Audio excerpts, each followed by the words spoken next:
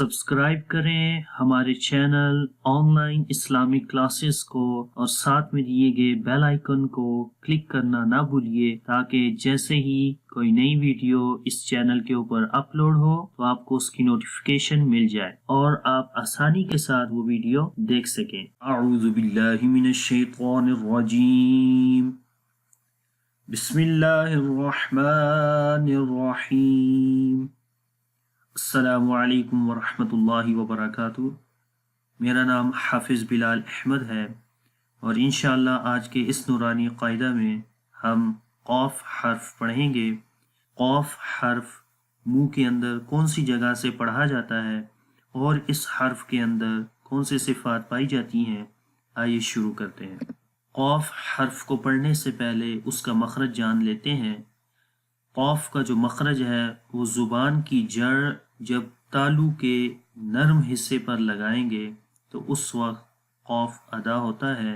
अगर आप इस इमेज के अंदर देखें तो ये ज़ुबान की जड़ है, तो ये ज़ुबान की जड़ ऊपर तालू के नरम हिस्से के ऊपर लग रही है, तो यहाँ से क़ाफ अदा होगा। आइए इसकी प्रैक्टिस करते हैं। आपने मेरे साथ रिपीट करना है। क़ाफ, इस हर्फ को मोटा पढ़ेंगे। क़ाफ क़ाफ। कोशिश करनी है कि ज़ुबान की जड़ तालू के नरम हिस्सा, ये हिस्सा नरम होता है और जैसे ही मुंह की तरफ जाएंगे तो आगे सख्त हिस्सा आ जाता है, तो नरम हिस्सा इस जगह के ऊपर तालु का होता है। तो ज़ुबान की जड़ इस जगह के ऊपर लग रही है जहाँ से क़ाफ की आवाज़ मोटी होकर आ रही है। क़ाफ। अब ज़बर ज़ेर पेश के साथ इसकी मिसालें पढ़ते हैं। क़ाफ ज़बर क़, क़ाफ ज़ेर क़ी, क़ाफ पेश क़ू। बग़ैर जोड़ के पढ़ेंगे। क़ क़ी क़ू। अब इस हर्फ के अंदर जो सिफ़ात पाई जाती हैं उनमें पहली सिफ़त जहर है। जहर के अंदर सांस रुक जाता है, तो कैसे सांस रुकता है इसकी मिसाल पढ़ते हैं। हमज़ा क़ाफ ज़बर अक़।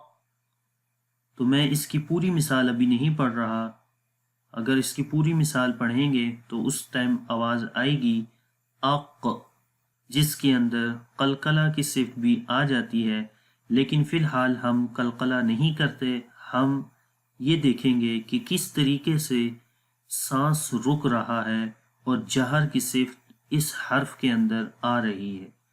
तो दोबारा पढ़ते हैं।